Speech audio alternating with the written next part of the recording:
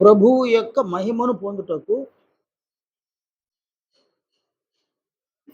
ప్రభువు యొక్క ఆజ్ఞలను మనం అనుసరించి జీవించవలసి ఉన్నదని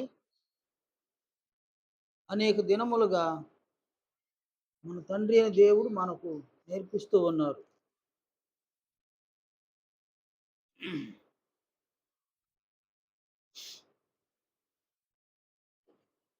సంఘమునందు ఎవరు ప్రభువు యొక్క ఆజ్ఞలను అనుసరిస్తారో వారు ప్రభువు యొక్క మహిమను పొందుతారు.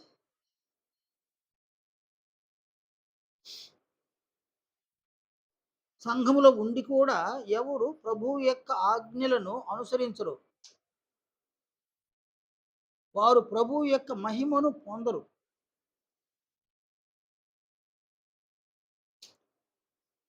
ప్రభువు యొక్క మహిమను పొందిన వారు పరలోక రాజ్యమునకు పాత్రులు. ప్రభువు యొక్క మహిమను పొందినటువంటి వారు పరలోక రాజ్యమునకు పాత్రులు కారు.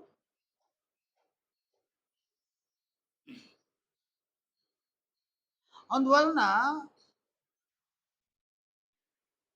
సంఘములో ఉన్నటువంటి మనము ప్రభువు యొక్క మహిమను పొందడము అది మన బాధ్యతగా మనం భావించవలసి ఉంది. ప్రభువు యొక్క మహిమను పొందుటకు ప్రభువు యొక్క ఆజ్ఞలను అనుసరించడం అన్నది మన విధిగా మనం భావించవలసి ఉంది.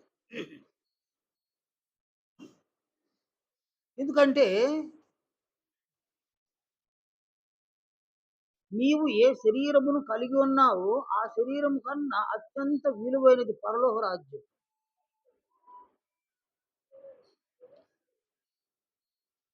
నీవు ఏ ప్రాణమునైతే కలిగి ఉన్నావో ఆ ప్రాణమును కన్నా అత్యంత విలువైనది నిత్య జీవం.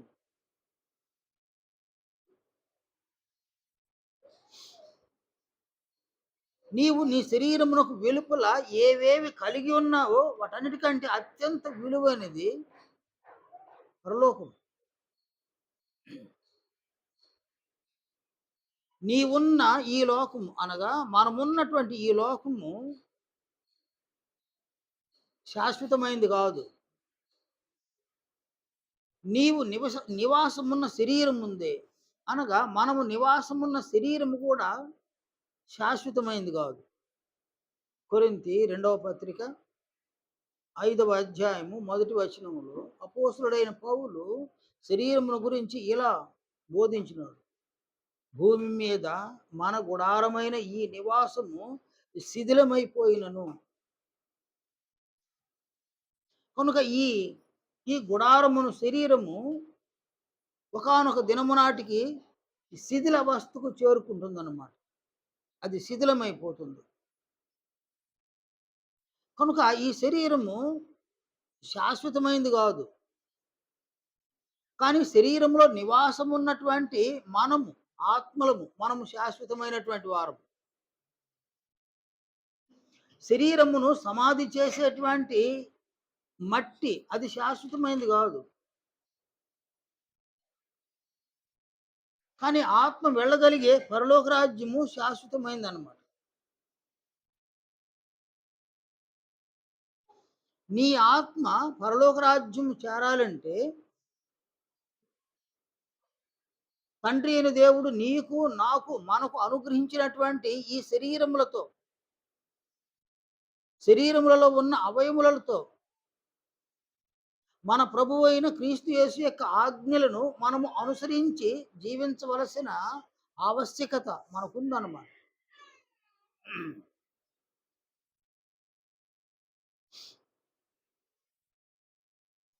అందువలన ప్రభువు యొక్క ఆజ్ఞలు ఏవి అని మనం తెలుసుకోవడము, ఆజ్ఞలను మన హృదయములలోను మన మనస్సులలోను వాటిని ముద్రించుకోవడము అనగా చెరిగిపోకుండా చెరిపివేయబడకుండా ఆజ్ఞలను హృదయములోను మనస్సులలోను ముద్రించుకోవడము, ఆజ్ఞలను అనుసరించి మన దేహం యొక్క అవయములకు ఆజ్ఞానుసారమైన క్రియలను చేయడానికి అలవరచడము, ఆజ్ఞానుసారమైన క్రియలను ఆజ్ఞానుసారమైన క్రియలను చేయటం మాత్రమే కాకుండా ఏ క్రియలు చేయకూడదో ఆ క్రియలను మానుకునే విధంగా మన శరీర అవయవాలను మచ్చిక చేసుకునే విధంగా మనము ఈ శరీరాన్ని వాడుకోవాల్సి ఉందన్నమాట.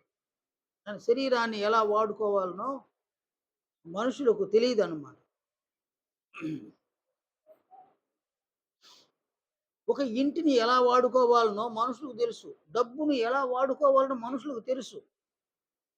వస్త్రములను ఎలా వాడుకోవాలనో మనుషులకు తెలుసు. అనేకమైన వాటిని ఎలా వాడుకోవాలనో కొంతమందికి తెలుసు. అలాగే అనేకమైన వాటిని ఎలా వాడుకోవాలనో కొంతమందికి తెలీదనమాట.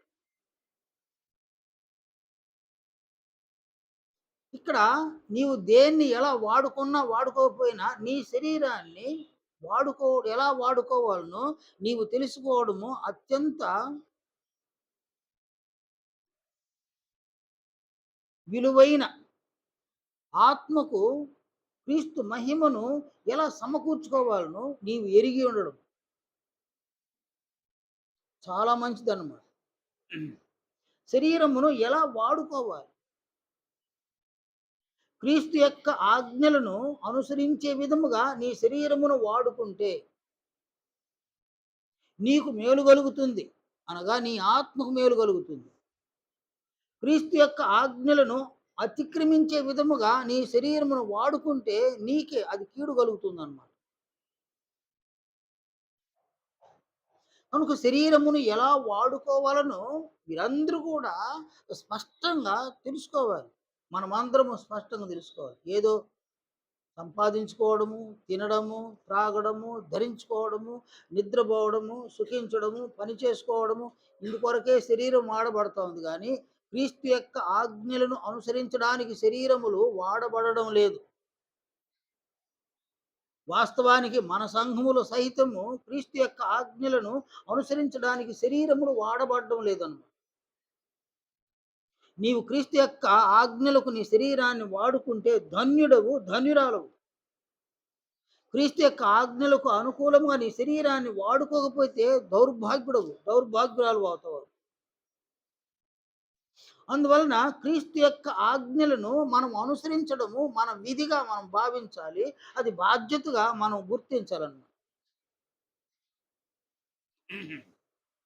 అనేక ఆజ్ఞలను మన ప్రభువైన క్రీస్తు యేసు మనకు అనుగ్రహించి ఉన్నారు.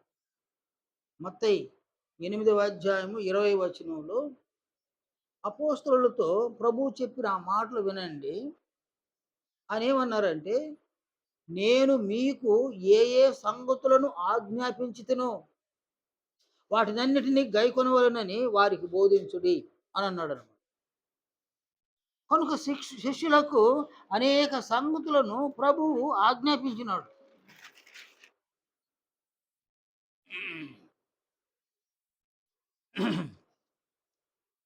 ఈ లేఖనాన్ని చూడండి. మత్తయి సువార్త 10వ అధ్యాయంలో 5వ వచనాన్ని చూడండి. యేసు ఆ 12 మందిని పంపుచు వారిని చూచి వారికి ఆజ్ఞాపించినదేమనగా, కనుక మన ప్రభువైన క్రీస్తు యేసు అపోస్తలులకు ఆజ్ఞలను అనుగ్రహించినాడు. అలాగే 11వ అధ్యాయం 1వ వచనంలో యేసు తన 12 మంది శిష్యులకు ఆజ్ఞాపించుట చాలించిన తరువాత, కనుక మన ప్రభువైన క్రీస్తు యేసు తన శిష్యులకు ఏ ఆజ్ఞలనైతే ఆజ్ఞాపించినాడో ఆ ఆజ్ఞలన్నింటినీ కూడా మనము అనుసరించాలని ప్రభువు అపోస్తలులకు తెలియజేసినాడు. నేను మీకు ఏ ఏ సంగతులను ఆజ్ఞాపించుతునో వాటినన్నింటినీ గైకొనవలెనని వారికి బోధించుడు అన్నాడు. నేడు మనకు బోధింపబడేటువంటి సంగతుల్లో ఉన్న ప్రభువు యొక్క ఆజ్ఞలను మనం అనుసరించాలి, అతిక్రమించకూడదు. అతిక్రమించినారా, ఎవరైనా సంఘములో ప్రభువు యొక్క ఆజ్ఞలను అతిక్రమించినారా, వారు తమ దేహమును, తమ శరీరమును సరిగా వాడుకోవడం లేదు. ఎవరైనా సంఘమునందు క్రీస్తు యొక్క ఆజ్ఞలను అనుసరిస్తూ ఉన్నారా, వారు తమ శరీరమును సరిగా వాడుకుంటూ ఉన్నారని అర్థం అన్నమాట. ఒక వస్తువును సరిగా వాడుకుంటే దాని వలన మనకు ఉపయోగం. ఒక వస్తువును సరిగా వాడుకోకపోతే దాని వలన మనకు ప్రయోజనాలు ఏమి లేదన్నమాట. అలాగే నీ శరీరమును సరిగా వాడుకుంటే, క్రీస్తు యొక్క ఆజ్ఞలను అనుసరించే విధంగా వాడుకుంటే, నీ ఆత్మకు క్రీస్తు యొక్క మహిమను పొందడం అనేది నీకు ప్రయోజనకరం. అది నీకు మేలు. నీ శరీరమును ప్రభు యొక్క ఆజ్ఞలను అతిక్రమించే విధంగా వాడేస్తే, అది నీకు కీడు చేస్తుందన్నమాట. నీకు మేలు చేయకపోగా కీడు జరుగుతుంది. నీ ఆత్మకు కీడు జరుగుతుంది. కనుక ప్రభువు అపోస్తలులకు సెలవిచ్చిన ఆజ్ఞలను మనలో ప్రతి ఒక్కరు కూడా అనుసరించడానికి మనము సిద్ధపడాలి.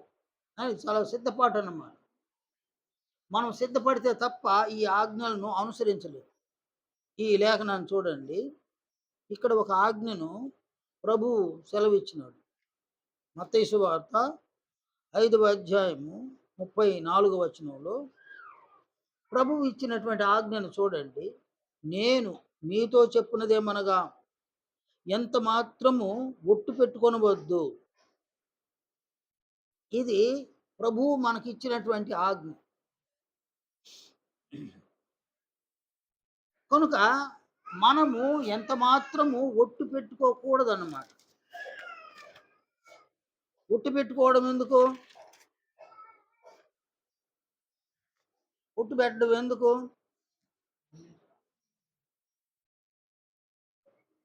ఎవరో ఒక వ్యక్తిని దోషి అన్నారు. నేను దోషిని కాదు, నేను నిర్దోషిని అనడానికి అతడు అయినా ఆమె అయినా నమ్మించాలి. నమ్మించడానికి ఎలాంటి ఆధారాలు లేవు, ఎలాంటి రుజువులు లేవు. కనుక మనుషులకు ఉన్నటువంటి ఒక ఒక స్వభావం ఏందంటే, ఒట్టు పెడితే నమ్ముతారనమాట. కనుక మనుషులు ఒట్టు పెట్టేటువంటి ఒక అలవాటు మనుషులలో ఉందన్నమాట. అందువలన మనుషులు ఒక తప్పిదాన్ని చేసి కూడా తప్పిదము చేయలేదని ఒట్టు పెడుతున్నారు చాలామంది. మరి కొంతమంది ఏ నేరం చేయడం లేదు. నేరం చేసినారు అని అన్నప్పుడు వారు ఒట్టు పెడుతూ ఉన్నారనమాట. మీరు చూడండి ఆయన హిందువులను చూడండి, ఒట్టు పెడతారు. ఎలా ఒట్టు పెడతారు? దాన్ని వాళ్ళు ప్రమాణం చేయడం అని అంటారనమాట. చేతిలో కర్పూరం పెట్టి దాన్ని వెలిగిస్తారనమాట. దా అలా పెట్టుకోవాలి దాన్ని. కర్పూరం వెలుగుతూ ఉంటది, అలా పెట్టుకోవాలి. అది ప్రమాణం చేయడం, ఒట్టు పెట్టుకోవడం అన్నమాట. మరి కొంతమంది పిల్లల మీద ప్రమాణం చేస్తున్నాను అని అంటారు. ఒట్టు పెడతారనమాట పిల్లల మీద. మరి కొంతమంది తల్లి మీద ప్రమాణం చేస్తారు. ఒట్టు పెడతారు. మరి కొంతమంది తమ మీదనే ప్రమాణం చేసుకుంటారు. ఒట్టు పెడతారనమాట. ఇది ఎందుకంటే తాను నిర్దోషినని నిరూపించుకోవడానికి ఎలాంటి ఆధారాలు, ఎలాంటి రుజువులు, సాక్ష్యాలు లేవు కాబట్టి అలాంటి పరిస్థితుల్లో ఒట్టు పెడతారనమాట. దీన్ని అలుసుగా తీసుకొని అనేక మంది నేరాలు చేసి, తప్పిదాలు చేసి ఒక్క ప్రమాణం వలన వారు తప్పించుకుంటూ ఉన్నారన్నమాట. చివరకు ఈ ప్రమాణం చేయడం, ఈ ఒట్టు పెట్టుకోవడం అనేది కూడా కోర్టులో కూడా జరుగుతుంది నాయన. ఒకడు దోషిగా ఒక ముస్లిం వచ్చినాడా, ఖురాన్ మీద ప్రమాణం చేయిస్తారు. అలాగే ఒక హిందూ వచ్చినాడా, భగవద్గీత మీద ప్రమాణం చేయిస్తారు. అలాగే ఒక క్రైస్తవుడు వచ్చినాడా, బైబిల్ మీద ప్రమాణం చేయిస్తారు. కనుక ఒట్టు పెట్టేటువంటి, ప్రమాణం చేసేటువంటి ఈ ఆనవాయితీ కోర్టులో సహితం ఉందన్నమాట. కనుక ఒక వ్యక్తి బోన్లో నిలబడ్డప్పుడు అతడు సత్యముని చెప్పడానికి అతని చేత ఒట్టు పెట్టిస్తాదన్నమాట కోర్టు. కనుక ఒట్టు పెట్టించేటువంటి ఆనవాయితీ ఉంది కాబట్టి అనేకులు ప్రమాణం చేస్తున్నారు, ఒట్టు పెడుతూ ఉన్నారన్నమాట.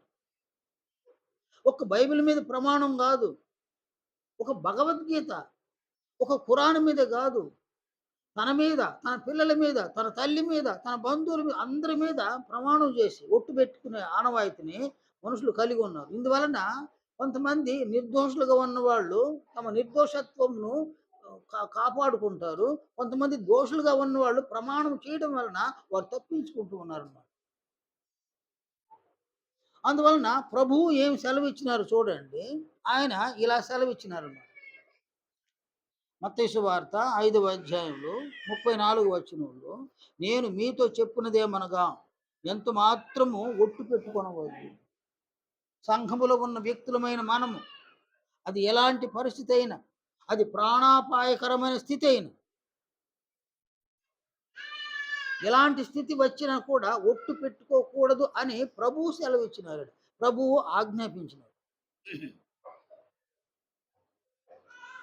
కనుక ఈ ఈ ఆనవాయితీ మనలో ఎవరిలో ఉన్న దీన్ని మానివేసుకోవడం చాలా మంచిది. మీరు ఎవరైనా ఇది వరకు ఒట్టు పెడుతున్నారా? ఇక మీదట ఈ ఒట్టు పెట్టకుండా బహు జాగ్రత్త పడండి. ఎందుకంటే ప్రభువు ఇచ్చినటువంటి ఆజ్ఞ అని అంటాడు. నేను మీతో చెప్పినది ఏమనగా ఎంత మాత్రము ఒట్టు పెట్టుకొనవద్దు. ఎంత మాత్రం అనగా ఇక ఈ ఒట్టు పెట్టకపోతే నేను తప్పించుకోలేను అన్న పరిస్థితి వచ్చినా సరే ఒట్టు పెట్టబోకంటాడు. కనుక మనము ఇది వరకు ఇలాంటి ఒక పరిస్థితులను మీలో ఎవరైనా కలిగి ఉంటే ఇక మీదట ఒట్టు పెట్టకుండా బహు జాగ్రత్త పడడము అత్యంత ఆవశ్యకం. మీరు ఇక మీద ఒట్టు పెట్టకుండా గనక ఉంటే ఇలాంటి పరిస్థితుల్లోనైనా ఒట్టు పెట్టకుండా గనక ఉంటే క్రీస్తు యొక్క ఆజ్ఞను మనము అనుసరించిన వారం అవుతాం. అలా కాకుండా పోతే క్రీస్తు యొక్క ఆజ్ఞను మనం అతిక్రమించిన వారం అవుతాం.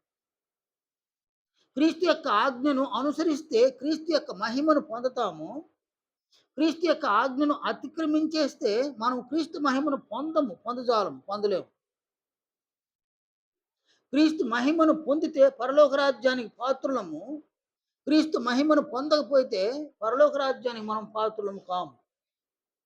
అందువలన ఈ ఆజ్ఞను మన హృదయములో, మన మనస్సులలో మనం ముద్రించుకోవాలి.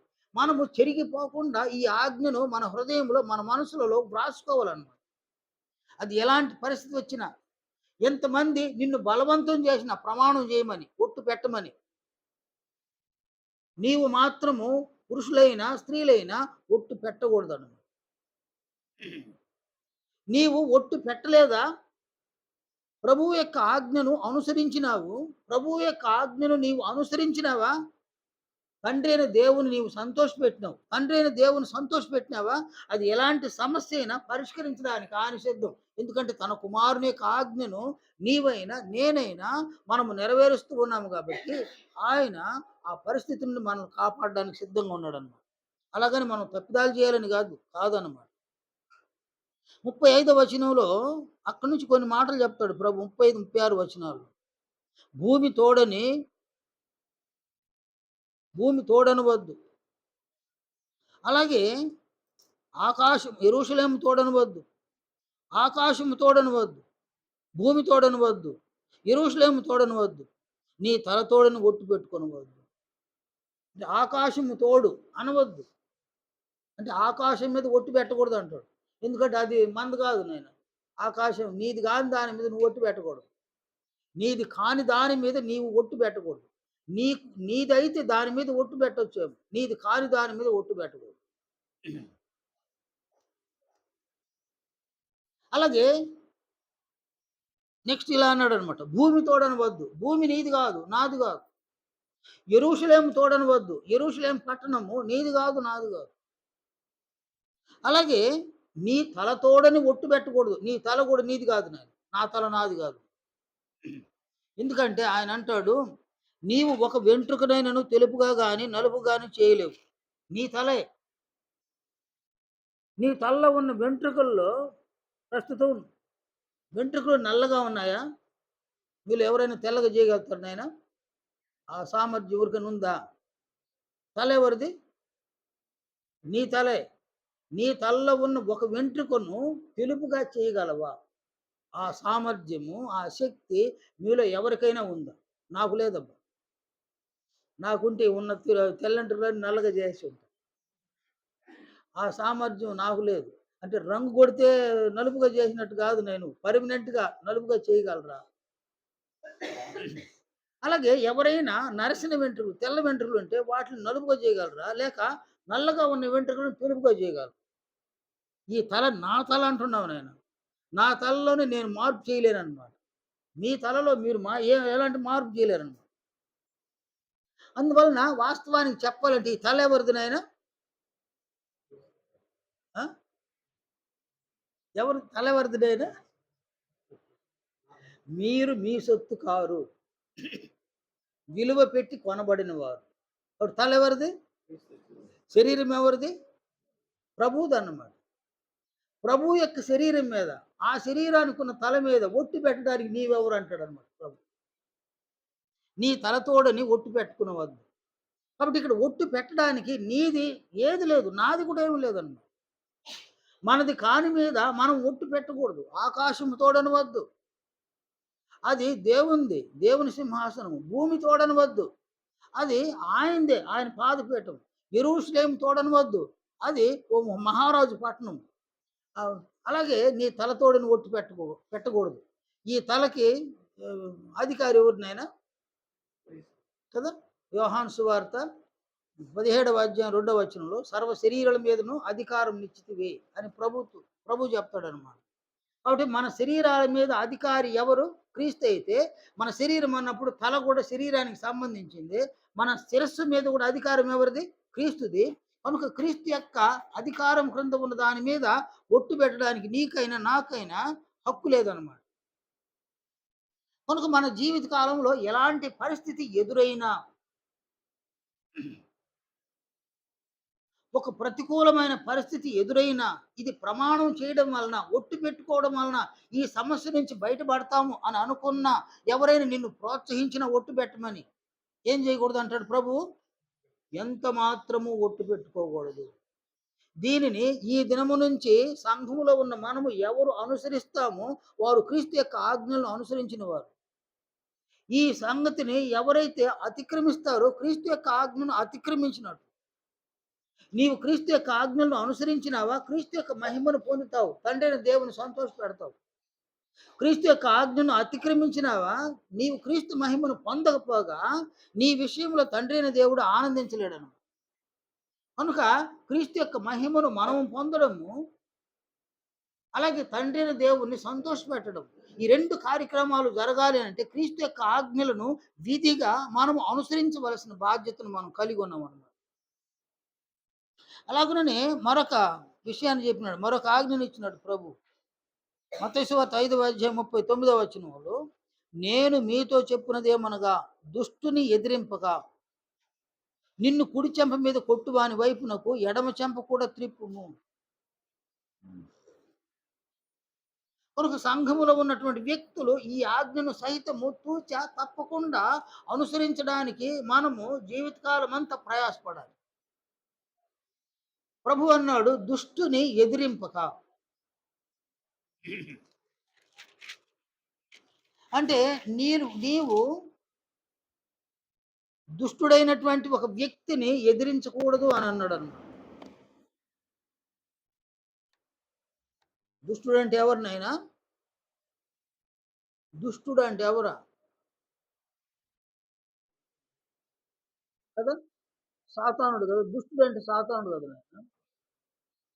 సరే వాడిని మనం ఎలా ఎదిరిస్తాము? వాడు మనకు అగుపడడు. కనబడ్డనమాట. వాని సంతానం ఉండాలి. ప్రభు అంటాడు కదా! సర్ప సంతానం అన్నాడు కదా! దుష్టుని సంతానం ఎవరు? అనుజనులు. అనగా దేవుణ్ణి ఎరుగని వారు. దేవునితో సంబంధము లేనివారు. దేవుని పిల్లలు కానివారు. సాతాను పిల్లలు. సాతాను సంబంధులు. అందువల్ల వారందరూ కూడా దుష్టులన్నమాట. దుష్టుని ఎదిరించకూడదు అనేది ప్రభువు ఇచ్చినటువంటి ఆజ్ఞ. చూడండి ఆయన యేసు ప్రభువు సహితము దుష్టుని ఎదిరించకూడదని ఆజ్ఞాపించక ముందే ఆయన దుష్టుని ఎదిరించల. ఈ ఈ సందర్భాన్ని చూడండి. మీకందరికీ చాలా బాగా తెలుసు. మత్తయి సువార్త 4వ అధ్యాయంలో యేసు ప్రభువుని సాతానుడు శోధించినాడు. చూడండి ఆయన యేసు ప్రభువుని సాతానుడు శోధించినప్పుడు యేసు ప్రభువు ఎలా రియాక్ట్ అయినాడు. అసలు ఎలా రియాక్ట్ అవ్వాలి? ఎలా రియాక్ట్ అయినాడాయన? అని యేసు ప్రభు ఎవరినైనా ఆయన దేవుని కుమారుడు. ఆయన దేవుడు. అలాంటి ఒక వ్యక్తి దగ్గరికి వచ్చిందెవరు? సాతానుడు వచ్చినాడు. అసలు సాతానుడు యేసు ప్రభువు ముందు నిలబడడానికి యోగ్యుడు గాదు. యేసు ప్రభువుతో మాట్లాడడానికి కూడా అతడు అర్హుడు కాదు. యేసు ప్రభువును శోధించడానికి అతడెవరు నాయన? ఆయన ముందు నిలబడడానికి యోగ్యుడు గాదు. ఆయనతో మాట్లాడడానికి కూడా అర్హుడు గాదు. ఎందుకంటే సాతానుడు పాపి. యేసుక్రీస్తు పరిశుద్ధుడనమాట. అందువలన ప్రభువుతో మాట్లాడడానికి గాని, ప్రభువు ఎదుట నిలువబడ్డానికి గాని సాతానుడికి అర్హత లేదు. యోగ్యత లేదు. ఆయనను సాతానుడు ప్రభువునొద్దకు వచ్చినాడు. ప్రభువుతో ఆయన మాట్లాడినాడు. ఆయన మాటలను చూడండి 3వ వచనం. మత్తయి 4వ అధ్యాయం 3వ వచనంలో శోధకుడు ఆయన యొద్దకు వచ్చి, "నీవు దేవుని కుమారుడవైతే" చూడండి నాయన ఆ మాటలు చూడండి నాయన. ఏందంటే ఆ మాటల్లో ఏం కనిపిస్తా ఉంది ఆడ? "నీవు దేవుని కుమారుడవైతే" సాతానుడు యేసు ప్రభువుతో చెప్పినటువంటి మాట ఇది. "నీవు దేవుని కుమారుడవైతే" ఇది ఘనపరచడమా? అవమానపరచడమా? అవమానపరచడం. "నీవు దేవుని కుమారుడవైతే" సరే. ఈ ఈ ఈ రాళ్ళను రొట్టెలగునట్లుగా ఆజ్ఞాపించమన్నాడు. అనేక ఆజ్ఞలు ఇస్తున్నావు నువ్వు మనుషులకి. మనుషులకు అనేక ఆజ్ఞలను ఇస్తున్నావు నువ్వు అనుసరించాలని. ఈ రాళ్ళకు కూడా ఆజ్ఞాపించు అంటాడు. యేసు ప్రభు యొక్క ఆజ్ఞలు మనుషులకా? రాళ్ళకా? సరేనా? కానీ రాళ్ళకు ఆజ్ఞాపించమంటాడన్నమాట. సరే. అది గౌరవించడమా? అవమానపరచడమా? రాళ్ళకు ఆజ్ఞాపించడానికి వచ్చినాడా? మనుషులకు ఆజ్ఞాపించడానికి వచ్చినాడా? కదా నాయన? సరే నెక్స్ట్ 5వ వచనంలో అపవాది పరిశుద్ధ పట్టణమునకు ఆయనను తీసుకొని పోయి దేవాలయ శిఖరమున ఆయనను నిలువబెట్టి, "నీవు దేవుని కుమారుడివైతే" రెండవసారి అవమానిస్తా ఉన్నాడు. "నీవు దేవుని కుమారుడివైతే క్రిందికి దుముకుము." దూకేయి అంటున్నాడు. సరే.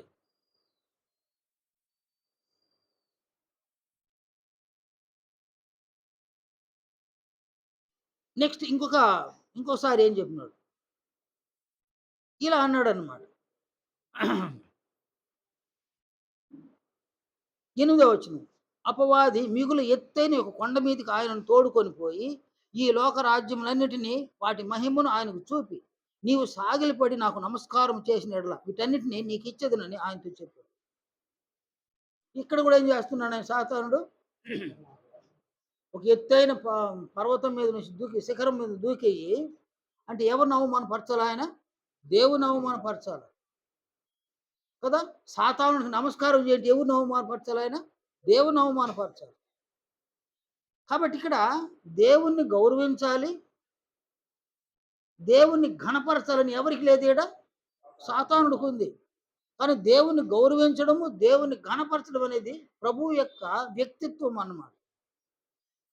దుష్టుడు వచ్చి ప్రభువు దగ్గర ప్రభువును శోధించినప్పుడు ఈయనేం చెప్పుండాలి నాయన? అన్ని శోధనలు ఈయనకే కదా! ఈయనేమన్నా ఆయన్ని శోధించినాడా? యేసు ప్రభు సాతానుని శోధించినాడా? సాతానుడే ప్రభువును శోధించినాడు గాని, యేసు ప్రభువు సాతానుని శోధిస్తే వాడు నిలబడగలడా? వాడు నిలబడలేడన్నమాట. కానీ యేసు ప్రభువు శోధకుడు శోధించినప్పుడు ఎలా రియాక్ట్ అయినాడు ఆయన? ఎలా రియాక్ట్ అయినాడు? ఆయన దుష్టుని ఎదిరించినాడా? ఎదిరించలేదా? ఈయన దుష్టుని ఎదిరించినాడా లేదా? ఎదిరించలేదన్నమాట. దుష్టుని ప్రభువు ఎదిరించలేదు. అందువలన మనకిచ్చినటువంటి ఆజ్ఞ ఏంది? దుష్టుని మనం ఎదిరించకూడదు. సాతానునితో సంబంధం ఉన్నటువంటి వ్యక్తులు ఎవరైనా సరే వారిని మనం ఎదిరించకూడదు. ఎందువలన? ఎందువలననగా ప్రభువు చెప్పిన ఈ మాటలు చూడండి. మత్తయి సువార్త 7వ అధ్యాయము 6వ వచనంలో, పరిశుద్ధమైనది కుక్కలకు పెట్టకుడి, మీ ముత్యములను పందుల ఎదుట వేయకుడి.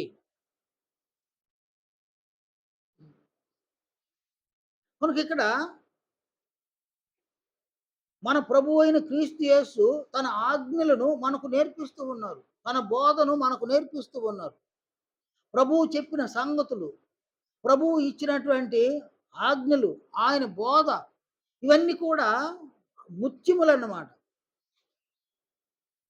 ఎవరు సంఘములో ప్రభువు యొక్క బోధతో ఏకీభవించి ఉన్నారో, ప్రభువు యొక్క ఆజ్ఞలను ఎవరు హృదయములో, మనసులో నింపుకొని ఉన్నారో, వారి హృదయాల్లో ఏముంది నాయన? వారి మనసులో ఏముంది? ముత్యములున్నాయన్నమాట. ప్రభువు యొక్క బోధ ఎవరి హృదయంలో, ఎవరి మనసులో ఉందో ఆ బోధ ముత్యం అన్నమాట. ఆయన చెప్పిన సంగతులు ఎవరి హృదయంలో, ఎవరి మనసులో ఉందో అవి ముత్యములన్నమాట. కనుక ప్రభువు చెప్పినటువంటి ఆ సంగతులను, ఆయన బోధించిన బోధను అనుసరించి నీవు మాట్లాడగా ముత్యములను నీవు ఏం చేస్తున్నావు? ముత్యములను ఏం చేస్తున్నావు? నీవు వినిపిస్తున్నావు, అనేకులకు వినిపిస్తున్నావు. అలాగుననే ఈ బోధను అనుసరించి, ప్రభువు చెప్పిన సంగతులను అనుసరించి, ప్రభు యొక్క ఆజ్ఞలను అనుసరించి దుష్టులతో మనం మాట్లాడినప్పుడు మన ముత్యములను ఎవరు ఎదుట వేస్తున్నాం? మనము ఎవరు ఎదుట వేస్తున్నాము? పందులు ఎదుట వేస్తున్నాం మనం. కాబట్టి ఒక దుష్టుడిని మనం చూసినప్పుడు వానికి మన దగ్గర ఉన్న వాక్యాన్ని వినిపించడం కూడా ఏమవుతుంది నాయనా? ఆ పని మనం చేయకూడదు. వాడు ఎంత మంచివాడు గాని మనకు అనిపించదు. వాడికి వాక్యం చెప్పాలని ఆసక్తి కూడా మనకు దేవుని మాటలు, ప్రభువు మాటలు వినిపించాలని ఉన్నా కూడా వారిని మనం గుర్తించాలి. అసలు వాడు ఎవరు? ఎవరు? మనము ఈ ముత్యములను వేస్తే వాడేం చేస్తాడు అసలు? అసలేం చేస్తాడు? కనుక మనము ఒక ఆలోచనను కలిగి ఉండాలి. మనం ఎవరితో మాట్లాడాలనో, ఎవరితో మాట్లాడకూడదో మనం నిర్ణయించుకోవాలి. ఎవరితో ఎంత పరిమితంగా మాట్లాడడం అంత మంచిదన్నమాట. ప్రతి ఒక్కరితో కూడా. కనుక మనము ఎవరితో మాట్లాడాలి, ఎవరితో మాట్లాడకూడదు. దుష్టులతో అసలు మనం మాట్లాడకూడదు. సాతాను సంబంధులతో, సాతాను పిల్లలతో అసలు మనం మాట్లాడడమే వ్యర్థం అన్నమాట. ఎందువల్లంటే నీవు మాట్లాడే మాటల మూలంగా నీవు ప్రభు యొక్క బోధలోని ఆయన ఆజ్ఞలను నీవు వినిపిస్తూ ఉండగా, ముత్యములను వేస్తూ ఉండగా, సామెత ఒకటి ఉంది కదా, పందికేం తెలుసు పన్నీరు వాసన అని. కనుక దుష్టులుగా ఉన్న వాళ్ళకి దేవుని యొక్క మాటల యొక్క ఆ టేస్ట్ వాళ్ళకి తెలియదు. ఈ లేఖనాన్ని చూడండి. పేతురు తన పత్రికలో ఆయన ఇలా అన్నాడన్నమాట. పేతురు చెప్పినటువంటి ఈ మాటలు చూడండి. మొదటి పత్రిక 2వ అధ్యాయం మొదటి వచనం, ప్రభువు దయాళుడని మీరు రుచి చూచి ఉన్న ఎడల. అంటే ప్రభువులో ఉన్న గుణలక్షణ స్వభావాలన్నీ కూడా బహు టేస్ట్ అయినవి అన్నమాట. ఇలాంటి రుచికరమైనటువంటి సంగతులను నీవు వినిపించగా, అందుకేం తెలుసు పన్నీరు వాసన. వాళ్ళకి తెలిసిందంత ఏంది నాయన? దుష్టులకు తెలిసిందంత ఏంది నాయన? ఏం మాటలు తెలుసు వాళ్ళకి? దుష్టులకి ఏం మాటలు తెలుసు నాయన? చెడ్డ మాటలే వాళ్ళకి తెలిసిందన్నమాట. మీరు చూడండి నాయన, సమాజంలో దుష్టులు మాట్లాడుకుంటున్న మాటలను వినాలన్నమాట. వింటున్నారు, దాన్ని తెలుసుకోవాలి మనం. ఎలాంటి మాటలు అవి? ఆ మాటలన్నీ కూడా చాలా చెడ్డ మాటలు. ఒకడు బూతు మాటలు మాట్లాడతాడు, ఒకడు పోకిరి మాటలు మాట్లాడతాడు, ఒకడు సరస్వపు మాటలు మాట్లాడతాడు, ఒకడు కొండిపు మాటలు మాట్లాడుతున్నారు, అసూయతో మాట్లాడుతున్నారు, కక్షతో మాట్లాడుతున్నారు, కోపముతో మాట్లాడుతున్నారు, ఎదుటివాడిని పాడు చేయడానికి మాట్లాడుతున్నారు, ఎదుటివాడిని మోసం చేయడానికి మాట్లాడుతున్నారు, ఎదుటివాని సొత్తును దోచేసుకోవడానికి మాట్లాడుతూ ఉన్నారు. అనేక రకాలైన మాటలు, ఏ మాటలు మంచి మాటలు కాదు. అలాంటి మాటలు వారికి చాలా ఇష్టం అన్నమాట. ప్రభువు మాట్లాడిన మాటలు, అపోస్తలులు మాట్లాడిన మాటలు, ప్రభువు యొక్క ఆజ్ఞలు, దేవుని యొక్క బోధ, ఇవన్నీ కూడా వాళ్ళకి ఇష్టంలా. ప్రభువు యొక్క బోధ బహు రుచికరమైంది. చాలా టేస్ట్ అయింది. పంది బురద మెచ్చునే గాని పన్నీరు మెచ్చునా? కనుక దుష్టులు లోకములో ఉన్న చెడ్డ కార్యములని మెచ్చుతారు. చెడ్డ మాటలనే మెచ్చుకుంటారు వాళ్ళు. వాటిలనే మాట్లాడతారు. ఆ చెడ్డ క్రియలను చేస్తారు. వాళ్ళెవరంటే వాళ్ళెవరినైనా వాళ్ళు? వాళ్ళెవరు వాళ్ళు? పందులన్నమాట. మనుషులు గాదు నాయన. మీలో కూడా ఎవరైనా ఇలాంటి స్వభావాలు కలిగి ఉంటే మీరు దేవుని పిల్లలు. ఇలాంటి స్వభావాలు కలిగి ఉంటే దేనితో పోల్చాలి నాయన? దేనితో పోల్చాలి?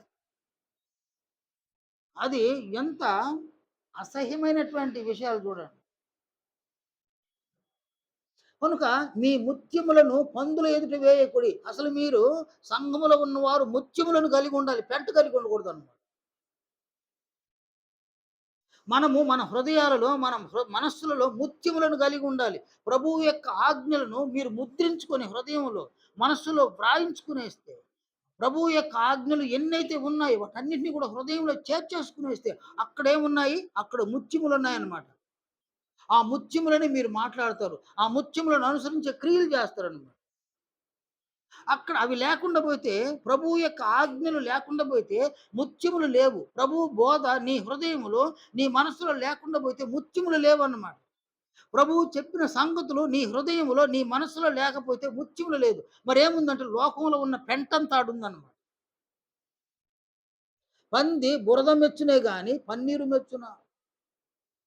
కనుక మీలో ఒకని హృదయం నిండి ఉండి దానిని బట్టి వాని నోరు మాట్లాడును. అక్కడ పెంట నిండి ఉంటే పెంట మాటలొస్తాయన్నమాట.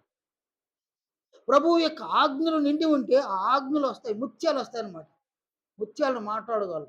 ముత్యాల వంటి క్రియలను మనం చేయగలం.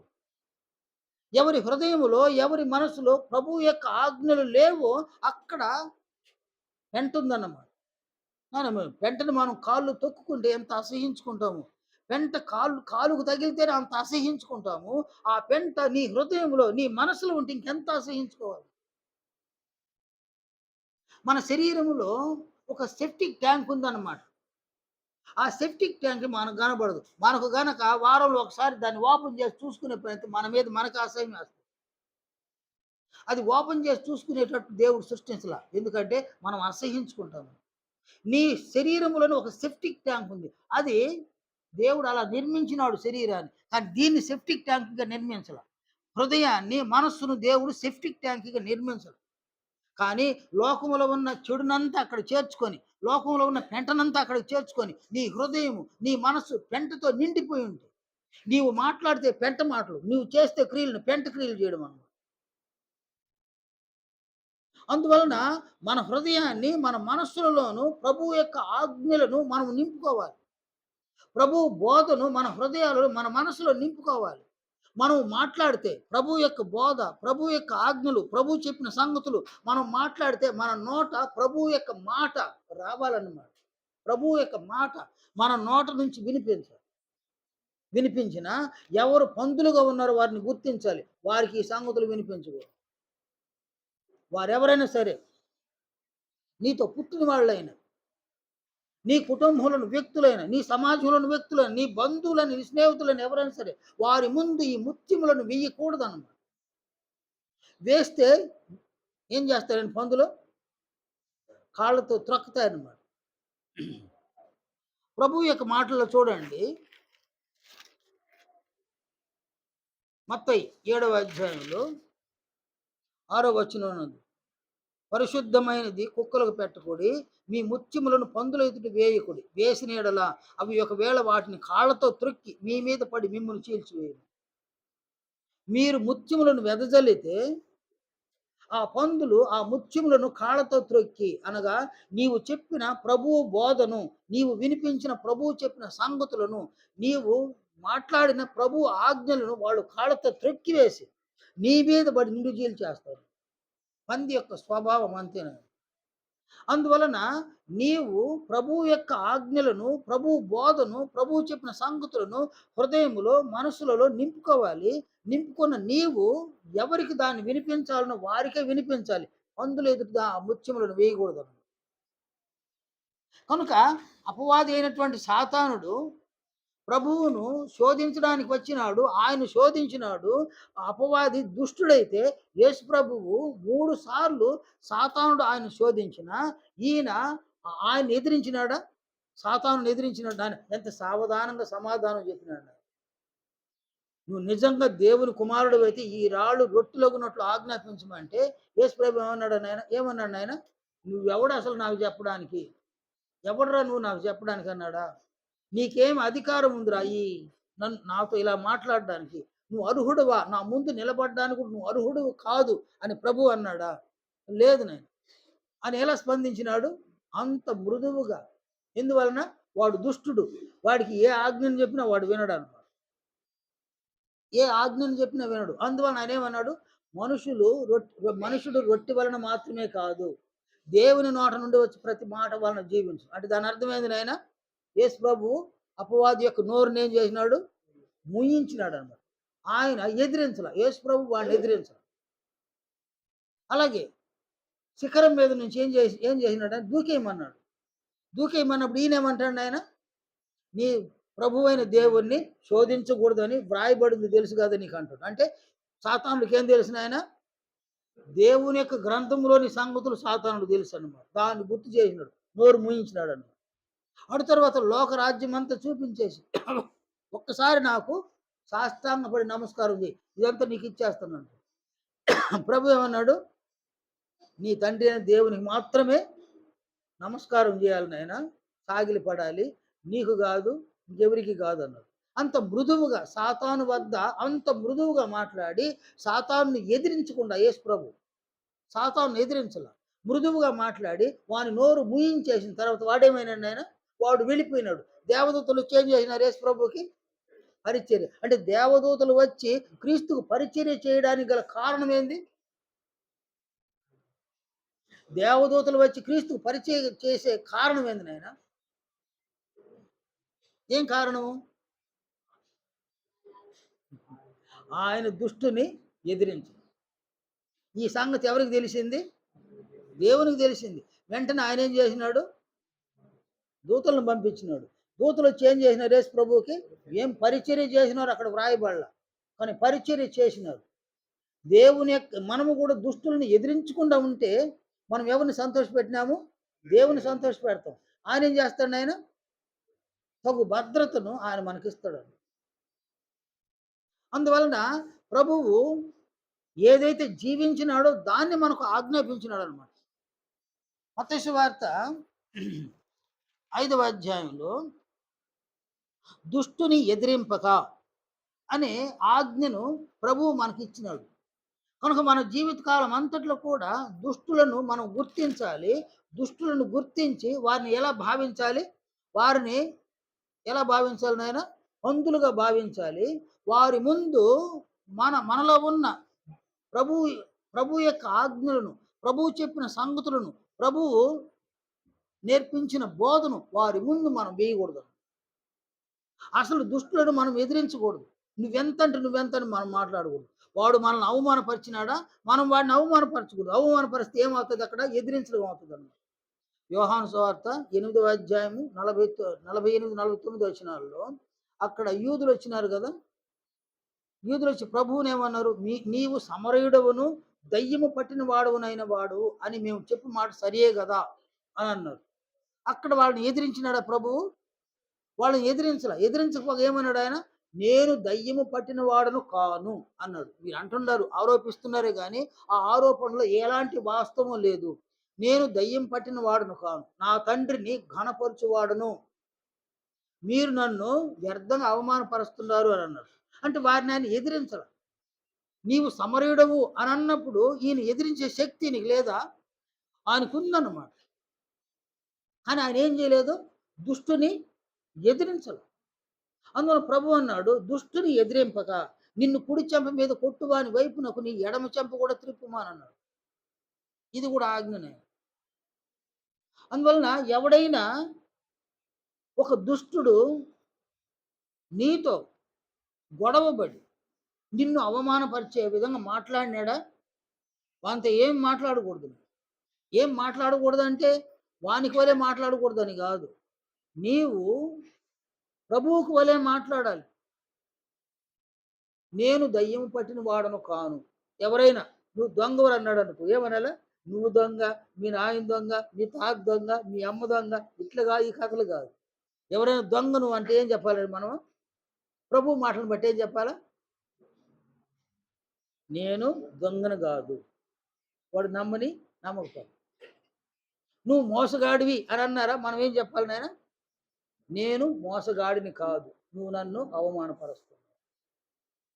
కాబట్టి ఈ మాటలు చూడండి. ఈ మాటలు ప్రభువు యొక్క మాటలను మనము అనుసరించితే, ప్రభువు యొక్క ఆజ్ఞల్ని అనుసరించినట్లు, ప్రభువు యొక్క ఆజ్ఞలను అనుసరిస్తే ప్రభువు యొక్క మహిమను మనం పొందుతామండి. అందువలన మనలో ప్రతి ఒక్కరము ప్రభువు యొక్క ఆజ్ఞలను అనుసరించడానికి, ప్రభువు యొక్క ఆజ్ఞలను మన హృదయములలోను, మన మనసులలోను వాటిని ముద్రించుకోవాలి. చెరిగిపోకుండా వాటిని రాసుకోవాలన్నమాట. కనుక మనము ఎలాంటి పరిస్థితి ఎదురైనా మనము ప్రమాణం చేయకూడదు. ఒట్టు పెట్టుకోకూడదు. ఇది ప్రభువు యొక్క ఆజ్ఞ. ఎవరైనా ఇలాంటి సమస్య నుండి పరిష్కారం దొరకాలంటే నీవు ప్రమాణం చేయక తప్పదని నిన్ను బలవంతం చేసినా నీవు ప్రమాణం చేయకూడదు. నీవు ఒట్టు పెట్టుకోకూడదు. అది ఒక ఆజ్ఞ అయితే, మరొక ఆజ్ఞ దుష్టుని మనం ఎప్పటికీ ఎదిరించకూడదు. మనము దుష్టుని ఎదిరించకూడదనేది ప్రభువు యొక్క ఆజ్ఞను. అనేకులను మనం చూడవలసొస్తది. అనేకులు మనతో మాట్లాడవలసొస్తది. ఎవరు ఎలా మాట్లాడతారో, ఎవరు ఎంత అవమానకరంగా నిన్ను మాట్లాడినా, ఎంత అవమానకరంగా నన్ను మాట్లాడినా, మనం ఎవరిని దృష్టిలో పెట్టుకోవాలి? ప్రభువుని దృష్టిలో పెట్టుకోవాలి. ఆయన ఆజ్ఞలను మన హృదయంలో, మనసులో ఉంచుకోవాలి. అలాంటి వారి ఎదుట వాక్యాన్ని మనం వినిపించకూడదన్నమాట. పందుల ఎదుట ముత్యములను వేసినట్టు. కాబట్టి ప్రభువు ఎలా ఆజ్ఞాపించినాడో ఆజ్ఞను అనుసరించి దుష్టులను అస్సలు ఎదిరించకూడదు. అంటే నువ్వెంత అని వాడన్నాడా? మనము కూడా నీవెంత అని అనడు. నువ్వు అలా చేసినావు అని అన్నాడా? నువ్వు కూడా ఇలా చేసినావు. నువ్వు అలా మాట్లాడినావు అప్పుడు అనకు. నువ్వు కూడా ఇట్ట మాట్లాడినావు. ఇది ఎదిరించడం అన్నమాట. అవునా? నువ్వు ఎదిరించి మాట్లాడు. దుష్టుణ్ణి ఎదిరించి మాట్లాడు. కనుక దుష్టుణ్ణి ఎదిరించే కొద్దీ ఏమవుతుంది నాయనా? అవమానాలు ఎక్కువన్నమాట. వాడు ఇంకా అవమానకరంగా మాట్లాడతాడు. ఎంత అవమానకరంగానైనా మాట్లాడతాడు. మనం వాడిని ఎదిరించకుండా పోతే 4 సార్లు మాట్లాడినాడు. వాడిని ఎదిరించలేదు మనము. నెక్స్ట్ ఏమవుతాడు వాడేమవుతాడు? సైలెంట్ అయిపోతాడు. అది వాడికి అవమానంగా అనిపిస్తది. మనమే మాట్లాడుతున్నాము. వాళ్ళు మాట్లాడడం లేదు.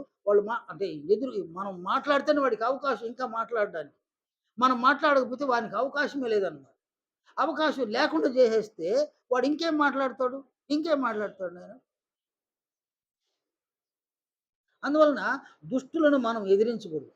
మాట్లాడవచ్చు గాని ఎదిరించకూడదు వారు. యేసు ప్రభువు దుష్టులతో మాట్లాడినాడు. అంటే సాతానుడితో మాట్లాడినాడు. యూదులతో మాట్లాడినాడు గాని వారినేం చేయలేదు యేసు ప్రభువు? ఎదిరించలేదన్నమాట. కనుక ఎదిరించకుండా మనము జాగ్రత్త పడితే ప్రభువు యొక్క ఆజ్ఞను మనం అనుసరించిన వారమవుతాం. ప్రభువు యొక్క ఆజ్ఞను మనం అనుసరిస్తే ప్రభువు యొక్క మహిమను మనం పొందుతాం. అందువలన ప్రభువు యొక్క మహిమ అత్యంత విలువైనది. నీ శరీరము కంటే అత్యంత విలువైనది పరలోకము. నీవు కలిగి ఉన్న ఏవైనా సరే వాటన్నిటికంటే అత్యంత విలువైనది పరలోకం. నీ ప్రాణముల కంటే విలువైనది నిత్య జీవం అన్నమాట. వీటన్నిటికంటే అత్యంత విలువైనది పరలోకము, నిత్య జీవం. క్రీస్తు యొక్క మహిమను నీవు పొందితే సమస్తమును తండ్రైన దేవుడు పరలోకములో ఉన్న అనేక ఆశీర్వాదాలను మనకు అనుగ్రహిస్తాడు. అందువలన ప్రభువు యొక్క ఆజ్ఞలను మనం అనుసరించడానికి వీలుగా ప్రభువు యొక్క ఆజ్ఞలను మన హృదయములలో చెరిగిపోకుండా, చెరిపివేయబడకుండా వాటిని మనం ముద్రించుకోవాలి. వాటిని మనం వ్రాసేసుకోవాలన్నమాట. ఇందులో విద్యావంతులని, విద్య లేని పామరులని తేడా లేదన్నమాట. పోయిన బుధవారం క్లాసులో విద్య లేనటువంటి వారు సహితము ప్రభువు చెప్పినటువంటి ధన్యతలను చెప్పినారు. నేను ఆశ్చర్యపోయాను. కనుక ప్రభువు యొక్క ప్రభువు చెప్పిన ధన్యతలైన, ప్రభువు చెప్పిన జాగ్రత్తలైన, ప్రభువు ఇచ్చినటువంటి సలహాలైన, ప్రభువు యొక్క ఆజ్ఞలైన వీటన్నిటిని కూడా సంఘములో ఉన్న పురుషులు, స్త్రీలు అందరూ విద్య వచ్చిన, విద్య రాకపోయినా అందరూ కూడా కంటత చేయడం వలన మరణించేంత వరకు మరవకుండా ఆజ్ఞలను హృదయంలో ముద్రించుకొని వ్రాయించుకునేస్తారు. మనం మాట్లాడక ముందే ఎలా మాట్లాడాలనో ఆజ్ఞలు మనకు నేర్పిస్తాయి. ఎలా మాట్లాడకూడదో ఆజ్ఞలు మనల్ని జాగ్రత్త చేస్తాయన్నమాట. మనం ఒక క్రియ చేయకముందే ఆ క్రియను చేయవచ్చా, చేయకూడదని ఆజ్ఞలు మనకు నేర్పిస్తాయన్నమాట. కనుక నీ దేహమును, అందరి అవయవాలను కంట్రోల్ చేసే ఒక వ్యవస్థ ప్రభువు యొక్క ఆజ్ఞలు. ప్రభువు యొక్క ఆజ్ఞలు హృదయంలో లేదు, మనసులో లేదు కాబట్టి క్రైస్తవులు అనబడేటువంటి వారు విచ్చలవిడిగా మాట్లాడుతున్నారు, విచ్చలవిడి క్రియలను చేసేస్తున్నారు. అనగా అనేక చెడ్డ మాటలు మాట్లాడుతున్నారు, చెడ్డ క్రియలను చేస్తూ ఉన్నారు. ఎందుకంటే కంట్రోల్ చేసే వ్యవస్థ ఒకటి లేదు హృదయంలో, మనసులో. కంట్రోల్ చేసే వ్యవస్థ ఏదంటే ప్రభువు యొక్క ఆజ్ఞలు హృదయములో, మనసులో ఉంటే అవి సర్వ శరీరాన్ని కంట్రోల్ చేస్తాయన్నమాట. శరీరంలో ఉన్న ప్రతి అవయవాన్ని కంట్రోల్ చేస్తాయి. అందువలన నీ శరీరము నేటి వరకు కంట్రోల్‌లో ఉందా? కంట్రోల్‌లో ఉందా? అది సరిగ్గా వాడబడుతూ ఉందంటే సరిగ్గా వాడబడడం లేదు. ఎందుకంటే కంట్రోల్‌లో లేదు. అది సరిగ్గా వాడబడాలి అనంటే అది కంట్రోల్‌లో ఉండాలి శరీరం అనంటే మనస్సులో, హృదయములో విధిగా ప్రభువు యొక్క ఆజ్ఞలను ముద్రించుకోవాలి, వ్రాయించుకోవాలన్నమాట. ఇలా మనం చేయగలిగితే ప్రభువు యొక్క ఆజ్ఞలు ఎవరి హృదయంలో ఉందో, ఎవరి మనసులో ఉందో వారు ధన్యులు. ప్రభువు యొక్క ఈ ఆజ్ఞలను హృదయములో, మనసులో కలిగి వాటిని అనుసరించేవారు మరి ధన్యులన్నమాట. ప్రభువు యొక్క మహిమను వారు మాత్రమే పొందగలరు. ప్రభువు మహిమను పొందుటకే తండ్రైన దేవుడు లోకములో నుండి సంఘములోనికి మనల్ని పిలిచినాడు. కనుక లోకంలో నుండి సంఘంలోనికి పిలువబడిన మనము ప్రభువు యొక్క మహిమను సంఘంలో ఉన్నప్పుడే ప్రభువు యొక్క ఆజ్ఞలను అనుసరించి ప్రభువు మహిమను పొందగలిగితే తండ్రి అయిన దేవుడు పరలోక రాజ్యానికి మనల్ని పిలుస్తాడనమాట. పిలుస్తూనే ఉన్నాడు ఆయన. తెస్సలోనిలకు రాసిన మొదటి పత్రిక 2వ అధ్యాయము 11వ వచనంలో తన రాజ్యమునకును మహిమకును మిమ్మును పిలుచుచున్న దేవుడు అని అక్కడ అపోస్తులుడైన పౌలు సెలవిచ్చినాడు. తండ్రి అయిన దేవుడు తన రాజ్యమునకు అనగా పరలోక రాజ్యమునకు, తన మహిమకు, ఇక్కడ క్రీస్తు యొక్క మహిమను పొందుతాం. నెక్స్ట్ ఆయన మహిమకు వెళ్ళిపోతాం అన్నమాట. క్రీస్తు మహిమను పొందిన వారు తండ్రి అయిన దేవుని యొక్క మహిమలోనికి వెళ్ళటకు అర్హులన్నమాట. కనుక మనము క్రీస్తు యొక్క మహిమను పొందితే సంఘముల నుంచి ఆయన పరలోక రాజ్యానికి మనల్ని పిలుస్తూ ఉన్నాడు. ఆ పిలుపునకు మనం విధేయులు కావచ్చు. పరలోక రాజ్యానికి మనం చేరవచ్చు. లాంగ్ లైఫ్ దేవునితో పాటు, ప్రభువుతో పాటు, పరిశుద్ధాత్మ దేవునితో పాటు, కోట్ల కొలది దూతలతో పాటు మనము క్షేమంగా ఉండగలం అన్నమాట. అందువలన శరీరము తాత్కాలికం, ఈ లోకము తాత్కాలికం, నీ ప్రాణము కూడా తాత్కాలికమైంది, నీ ఆత్మ శాశ్వతమైంది. శాశ్వతమైనటువంటి ఆత్మ శాశ్వతమైన దేవుని యొద్దకు వెళ్ళడం న్యాయం. ప్రసంగి 12వ అధ్యాయం 7వ వచనం. మొన్నైనది వెనుకట వలెనే మరలా భూమికి చేరును, ఆత్మ తనను దయచేసిన దేవుని యొద్దకు మరల పోదు. ఆత్మ దేవుని యొద్దకు వెళ్ళాలి. మొన్నైన శరీరం తిరిగి మంటికి చేరాలన్నమాట. అందువల్ల పౌలు అన్నాడు, భూమి మీద మన గుడారమైన ఈ నివాసము శిథిలమైపోతుందని అన్నాడు. నీ శరీరం మరణించిన తర్వాత ఆ శరీరము శిథిలమైపోతుంది. మట్టి సమాధి చేయబడినటువంటి శరీరాన్ని మట్టి ఆవరిస్తుంది అన్నమాట. మట్టి తినివేస్తుంది శరీరాన్ని. అది ఆ శరీరం శిథిలమైపోతుంది మట్టిలో. కానీ ఈ ఆత్మ మాత్రం శిథిలమైపోయే అవకాశం లేదన్నమాట, పరిస్థితులు లేవు అన్నమాట. కనుక ఆత్మ శిథిలం అయ్యేటువంటి పదార్థం కాదు. ఇది పరలోక రాజ్యానికి వెళ్ళగలిగే పదార్థం. పరలోక రాజ్యానికి వెళ్ళగలిగే పదార్థమునైన ఆత్మకు నీవు క్రీస్తు యొక్క మహిమను సంపాదిస్తే నీవు ధన్యుడవు. అలా క్రీస్తు మహిమను సంపాదించకపోతే, పొందకపోతే పరలోక రాజ్యానికి వెళ్ళవలసిన నీ ఆత్మను నీవే అడ్డగించి, నీవే ఆత్మకు ఆటంకపడి పరలోక రాజ్యానికి వెళ్ళవలసిన ఆత్మను నరకానికి పంపించేస్తావు నువ్వే. ఏది మంచిది, ఏది మేలు అనేది మనం ఆలోచన చేయవలసి ఉంది. అందువలన సంఘములో ఉన్నటువంటి ప్రతి ఒక్కరునైనా, సంఘములో ఉన్న ప్రతి ఒక్కరూ ప్రభువు యొక్క ఆజ్ఞలను హృదయములలోను మనసులలోను వ్రాసుకోవాలి, ముద్రించుకోవాలి. ఎందుకంటే అక్కడ ప్రభువు యొక్క ఆజ్ఞలు ఉంటే అవి దేహమునంతా కంట్రోల్ చేస్తాయి. ప్రభువు యొక్క ఆజ్ఞలు నీ హృదయములో, నీ మనసులో లేదంటే నీ దేహము కంట్రోల్ లేదు. నీ దేహము సరిగా నీవు వాడుకోవడానికి నీకే తెలియదు. నీ దేహమును నీవు వాడుకోవడానికి తెలిసి ఉంటే, నేనైనా డ్రైవింగ్ చేస్తున్నావు నాయనా, డ్రైవింగ్ లైసెన్స్ తీసుకుంటాం కదా! బండి నడపడానికి నేర్చుకుంటాం మొదట. మొదట బండిని నడపడానికి నేర్చుకుంటాం. అటు తరువాత బండి నడపడానికి ఒక రూల్ ఉందన్నమాట. నీవు ఆ రూల్‌ని అనుసరించాలన్నమాట. నేను రూల్‌ని అనుసరించకుండా నడపుతానంటే, ఇంట్లో నుంచి వెళ్ళిన వాడు మళ్ళీ ఇంటికి రావన్నమాట. రూల్‌ని అతిక్రమిస్తే, ఇంట్లో నుంచి వెళ్ళిన వాడివి మళ్ళీ ఇంటికి రావన్నమాట. కనుక నీవు ఏ రహదారిలో పోతూ ఉన్నా రూల్ అనుసరించి వెళ్తావన్నమాట. రూల్‌ని అతిక్రమిస్తే అది క్షేమం గాదు. అందువలన రూల్‌ని ఎవరైతే వాహనదారులు అతిక్రమిస్తారో వారందరూ కూడా యాక్సిడెంట్లు అయిపోతున్నాయన్నమాట. యాక్సిడెంట్ వలన బ్రతికితే గొప్ప. బ్రతకపోతే కారణము రూల్‌ని అతిక్రమించినాడు. వాడు చస్తాడు. రూల్‌ని అతిక్రమించడం వలన ఎదుటి వాడిని కూడా చంపేస్తాడు. ఎవడైనా అనుసరించి వచ్చేవాడిని కూడా రూల్ అతిక్రమించేవాడు రూల్‌ని అనుసరించేవాడిని కూడా చంపుతాడన్నమాట. అందువలన ఒక ఒక వాహనాన్ని నడపడానికి తెలుసుకోవాలి. మామూలుగా నడపడానికి తెలుసుకోవడమే కాకుండా రూల్‌ని అనుసరించి వాహనాన్ని నడపాలి. అలాగే మన శరీరం అనే ఈ శరీరాన్ని, మన శరీరాన్ని ఆజ్ఞలతో ఈ శరీరాన్ని మనం నడపాలన్నమాట. కనుక ఈ శరీరాన్ని నీవు ఆజ్ఞలు లేకుండా నడిపినావా, రూల్ అతిక్రమించేస్తున్నావన్నమాట. అందువల్ల శరీరం వల్ల నీకు మేలు లేదు. నీకు కీడే తప్ప నీ ఆత్మకి ఎలాంటి మేలు లేదన్నమాట. కనుక నీ శరీరాన్ని నీవు సరిగా వాడుకోవాలంటే, సరిగా శరీరాన్ని వినియోగించాలంటే, ఈ రూల్ తెలిసి ఉండాలన్నమాట. ఆ రూల్ క్రీస్తు యొక్క ఆజ్ఞలు. ఆ ఆజ్ఞలు హృదయములో, మనసులో నింపుకుంటే శరీరాన్ని సరిగా మనం వాడుకుంటాం. ఆజ్ఞలకు అనుకూలంగా వాడుకుంటాం. నియమాలకు అనుకూలంగా వాడుకుంటాం. ఈ శరీరం వలన అనగా మట్టిగా చేరిపోయే ఈ శరీరం వలన మన ఆత్మలు క్రీస్తు యొక్క రూపాన్ని మనం పొందుతాం. మన ఆత్మలో ధన్యమవుతాం. అందువలన సంఘంలో ఉన్న ప్రతి ఒక్కరూ క్రీస్తు యొక్క ఆజ్ఞలను హృదయాలలోనూ, మనసులలోనూ నింపుకోవాలి, వ్రాసుకోవాలి, ముద్రించుకోవాలి. బుధవారం నాడు ధన్యతలను చెప్పినటువంటి మీరు ఈ బుధవారం నాటికి మరికొన్ని సంగతులను మీరు వినిపించవలసిన ఆవశ్యకత ఉందన్నమాట. క్రమంగా పురుషులు, స్త్రీలు హృదయములో, మనస్సులో క్రీస్తు యొక్క ఆజ్ఞలను మనం నింపుకోవాలి. అవి మరిచిపోకుండా నింపుకోవాలి. అవి మరవకుండా ఉండే విధంగా నింపుకోవాలి. చెరిగిపోకుండా నింపుకోవాలి. చెరిపివేయబడకుండా నింపుకోవాలన్నమాట. అలా నింపుకున్న వాళ్ళు ధన్యులవుతారు.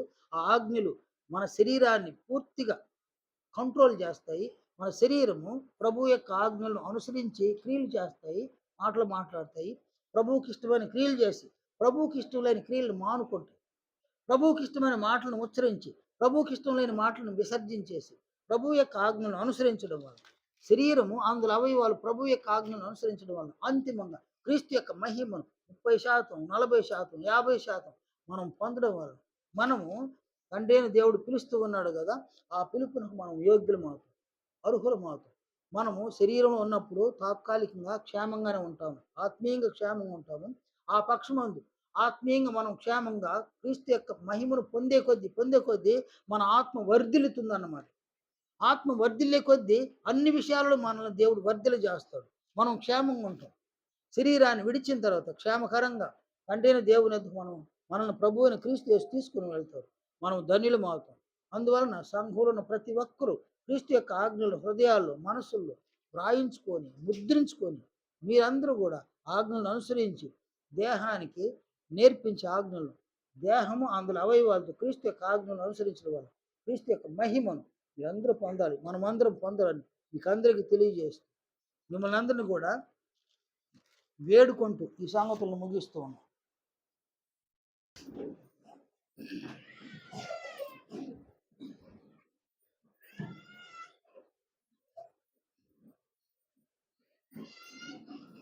మహాపరిశుద్ధుడైన మా తండ్రి, మహా మహిమ కలిగినటువంటి మా నాయన, ఈ పరిశుద్ధ దినం వరకు మమ్మల్ని సజీవులుగా ఉంచి సజీవులైనటువంటి మిమ్మల్ని ఆరాధించే గొప్ప భాగ్యమును మాకు దయచేసినందుకు కొరకు తండ్రి మీకు స్తుతులు స్తోత్రములు చెల్లిస్తున్నాం. ప్రభు యొక్క మహిమను పొందుటకు లోకములో నుండి సంఘములోనికి మమ్మల్ని పిలిచినందుకు కొరకు తండ్రి మీకు కృతజ్ఞతాస్తుతులు చెల్లిస్తున్నాం. మా లోకములను సవరించండి నాయన, మా పాపములను క్షమించండి. మాలో ప్రతి ఒక్కరము ప్రభువు యొక్క ఆజ్ఞలను మా హృదయములలో మా మనసులలో వ్రాసుకొని ముద్రించుకొని మా జీవితకాలం అంతా ప్రభు పట్ల నమ్మకస్తులుగా మేముండి ప్రభువు యొక్క ఆజ్ఞలను మా దేహం యొక్క అవయములతో అనుసరించి జీవించి ప్రభువు యొక్క మహిమను పొందులాగున మరింత మమ్మల్ని కనికరించమని ప్రార్థిస్తూ ఉన్నాం. మా తండ్రి, ప్రభు యొక్క ఆజ్ఞలను హృదయములలోను మనసులలోను నింపుకోవడానికి, వ్రాసుకోవడానికి, ముద్రించుకోవడానికి మీరు మమ్మల్ని కనికరించి ఉండగా ప్రభు యొక్క ఆజ్ఞలన్నింటినీ కూడా క్రమంగా మాలో ప్రతి ఒక్కరూ కంఠోపాఠం చేయడం వలన మరణించేంత వరకు ప్రభు యొక్క ఆజ్ఞలు మరవకుండా ఉండడానికి మరింత సహాయాన్ని పరిశుద్ధాత్మ దేవుని ద్వారా మాకు అనుగ్రహించమని ప్రార్థిస్తున్నాం. సంఘములో విద్య వచ్చినటువంటి వారు ఉన్నారు నాయన, విద్య లేనటువంటి వారు కూడా మేము ఉన్నాం తండ్రి. అందువలన విద్య వచ్చిన వారైనా విద్య రానటువంటి వారైనా కంట చేయనప్పుడు పరిశుద్ధాత్మ యొక్క సహాయమును మాకు దయచేయమని ప్రార్థిస్తున్నాం. మా తండ్రి, మా జీవితకాలం అంతట్లో కూడా ప్రభువు యొక్క ఆజ్ఞలను మా హృదయాల్లో మనస్సులో నింపుకోవడం వలన మా శరీరములను ఎలా వాడుకోవలసి ఉన్నదో మేము నేర్చుకునే విధంగా కూడా సహాయమును దయచేయమని ప్రార్థిస్తున్నాం. ప్రభు యొక్క ఆజ్ఞలు హృదయాల్లో మనస్సులో లేకపోతే శరీరాన్ని ఎలా వాడుకోవాలో కూడా మాకు తెలియదు. అందువలన మా శరీరములను మీ చిత్తానికి అనుకూలంగా ప్రభు యొక్క ఆజ్ఞలకు లోబరిచి ఆజ్ఞలను అనుసరించి జీవించినట్లుగా మా శరీరములను మరింతగా ప్రభు యొక్క సేవలో వినియోగించినట్లుగా ప్రభు యొక్క ఆజ్ఞలను మా హృదయాల్లో మనసులో మేము పొందుపరుచుకునే విధంగా సహాయం దయచేయమని ప్రార్థిస్తున్నాం. సంఘాన్ని కనికరించండి తండ్రి, సంఘ కార్యక్రమాలు దీవించండి. ముఖ్యంగా బుధవారం బైబిల్ స్టడీ, శుక్రవారం సువార్తికుల తరగతిని కూడా జరుపుకోవడానికి కనికరించండి.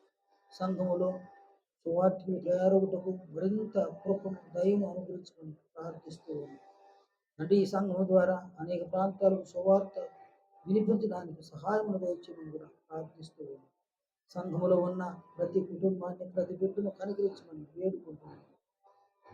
మా బలహీనతలు తొలగించి, మా అపరాధములను మన్నించి, ప్రభువుతో మేము ఏకీభవించి, ప్రభువుతో సమాధానాన్ని కలిగి అంటే ప్రభువును అనుసరించి మేము జీవించే విషయంలో ప్రభువు పట్ల విశ్వాసాన్ని మాకు కలుగు చేయుటని, ప్రభు యొక్క మనస్సును మాకు అనుగ్రహించుదని ప్రార్థిస్తున్నాం. ఆయా సందర్భాలలో, ఆయా పరిస్థితులలో తండ్రి ప్రభు యొక్క ఆజ్ఞలను అనుసరించడంలో ఈ దినమున మీరు మాకు నేర్పించిన విధముగా ఇంత మాత్రం మేము ఒట్టు పెట్టుకోకుండా ఉండడానికి జాగ్రత్త పడలాగున, దుష్టులను ఎదిరించకుండా ఉండడానికి జాగ్రత్త పడలాగున మరింత కనికరాన్ని చూపించమని వేడుకుంటాం. అలాగున చేసి మిమ్మల్ని సంతోషపెట్టే విధంగా సహాయం దయచేయమని ప్రార్థిస్తూ ఉన్నాం. ప్రతి బిడ్డను దీవించమని, మాకున్న ప్రతి న్యాయమైన అవసరాలలో మీ జోక్యాన్ని దయచేయమని, మాకున్నటువంటి సమస్యలలో పరిష్కారాన్ని చూపించమని, అన్ని విషయాలలో మీ జోక్యంలో మా తోచి నడిపించుకురండి తండ్రి. మేము ప్రభువు కొరకు మేము బలంగా నిలువబడి ప్రభువు కార్యములు చేయ విషయంలో మరింత మమ్మల్ని ప్రోత్సహించుకురండి.